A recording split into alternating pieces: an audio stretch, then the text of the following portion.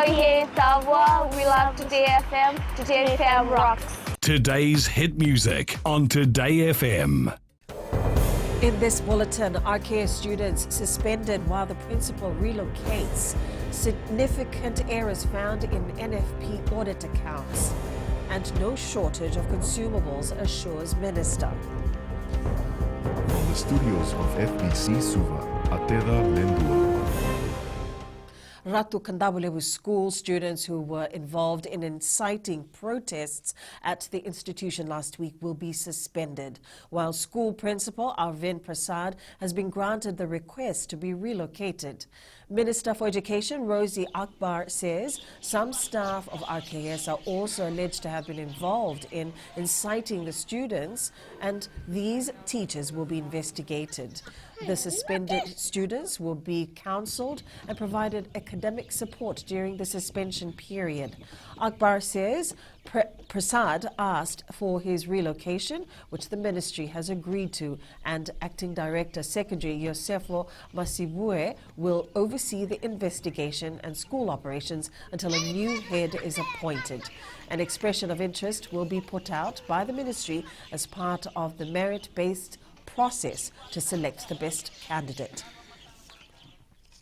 The Fijian Elections Office has identified a significant number of errors in the 2018 audited report and annual financial statement of the National Federation Party. In response to questions from FBC News, Registrar of Political Parties Mohammed Saneem says the NFP failed to comply with Section 23, subsection 1 of the Political Parties Registration, Conduct, Funding and Disclosures Act. Saneem adds that without a complete list of donors, the NFP's financial requirements are deemed incomplete. He's also revealed that the registrar has referred the auditors of NFP to the Fiji Institute of Accountants and is considering further action. The audited report, as well as those audited by the Auditor General, was submitted to the Elections Office. Supervisor of Election himself admitted that it was an oversight on his part to rectify that anomaly, and that's being done. The Health Minister has confirmed there is no shortage of syringes in Fiji, but there may be some distribution issues. Some concerns were raised to FBC News, where individuals claimed they are being asked to buy syringes when they visit certain health centres. Minister Dr. Efiremi Wanganambete says 8 containers carrying disposable syringes and other medical supplies were received last week, and 7 other containers with consumables will arrive soon. Some institutions may actually lack it, while others have it in stock and also in the warehouse. But as I know, we have it all in stock as we speak. Yeah? But certainly, more than welcome to let me know in those places that have issues with that. The Minister for Climate Change says Fiji's COP23 presidency has been widely praised by many small island developing states to this day for highlighting the climate change issues in the center of United Nations Framework Convention on Climate Change discussion. Ayaz Said Qayyum says Fiji was able to raise in excess of $40 million in donation, which is specifically for COP23 and other related climate change concerns. The Minister for Climate Change also highlighted the importance of the Adaptation Fund replenishment and advocated the need for greater balance between the adaptation and mitigation. In this regard, the priorities of the Fijian COP23 presidency helped replenish the Adaptation Fund with a total of US $93.3 million from bilateral donor support. Fiji's foreign reserves as of August 31st stood at around $2.3 billion. While providing an update on the current level of foreign reserves and liquidity, Minister for Economy Ayaz Said Qayyum said this is sufficient to cover 8.7 months of retained imports. Said Qayyum says in an environment where the main foreign exchange earner, the tourism sector, has been drastically impacted, it is critical that Fiji moves to protect our external stability and instill confidence by ensuring that our level of foreign reserves remain at comfortable levels. He adds this is why the government wants to borrow more from offshore. Given the relatively large borrowing offshore helps to avoid a scenario where government competes for and actually crowds out funding to the private sector and domestic market. Because if you borrow more from the domestic market, it means you put pressure on them and the domestic monies, and therefore those people in the private sector will actually have to compete with you. Telecommunications company Digicel Fiji will now reach out to communities and organizations to lend financial help during these trying times. The company launched its All In for Fiji initiative, where they have put aside $50,000 to help communities, youth groups and villages with projects that could benefit and enhance livelihoods. Chief Executive Farid Mohammed says the groups have to come up with ideas and projects that will benefit the members of the communities. These are difficult times, especially with the impact of COVID. So we want to bring back some sense of hope, confidence, and normalcy in our local communities. We want the people to be the agents for change in your community and be proud through the work you do. And Digicel Fiji is here to support you. All applications must be submitted before the 25th of this month. The Suva City Council has committed to working with the Fiji Police Force to maintain a crime-free environment in the Central Business District. The SEC has wired more than 100 CCTVs around the CBD, which are being monitored by the police.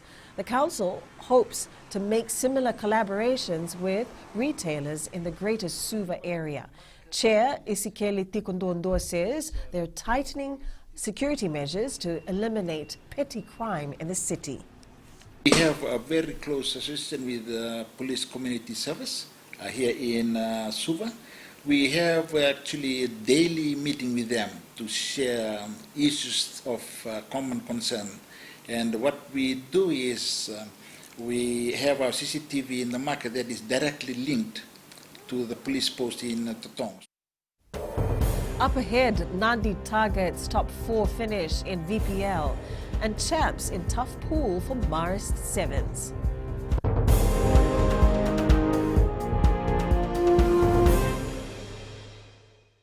Bula FM, number 2 and seri. Bula FM, number 2 and seri.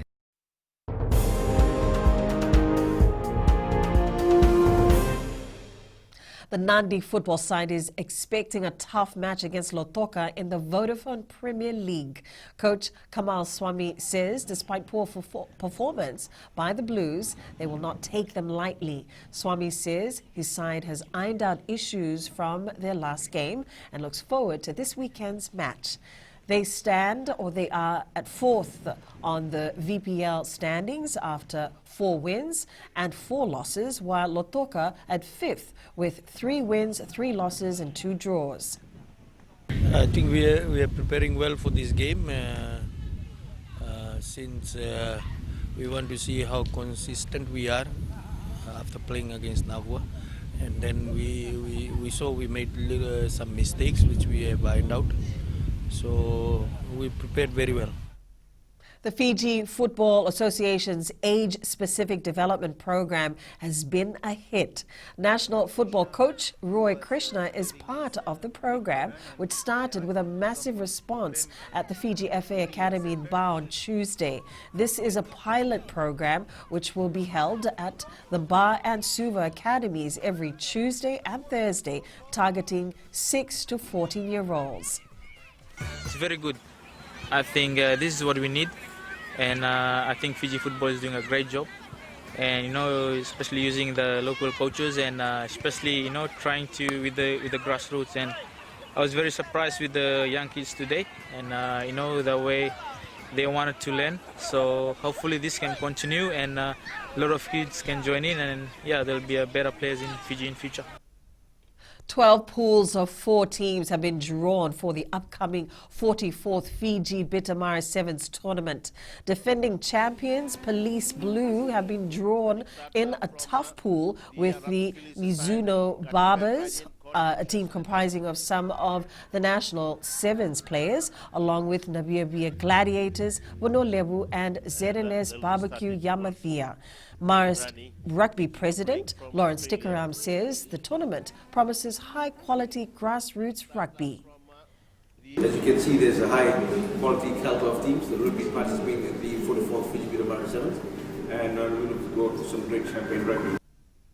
Fiji Mbati stars Apisai Koroisau and William Kikau helped the Panthers beat the Brisbane Broncos 25-12 last night. This made it 12 wins in a row for the Panthers, with a hard-fought victory to stay on top of the points table. Brisk southeast winds are bringing cool, dry conditions to Fiji, which should last through the weekend.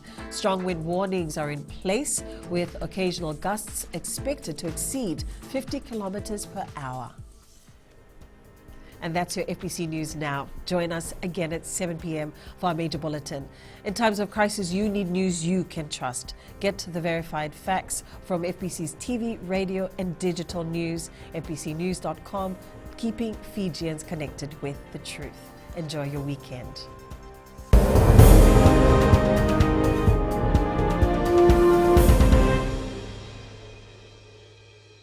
Bula FM, number 2 NSR. Bula FM, number 2 NSR.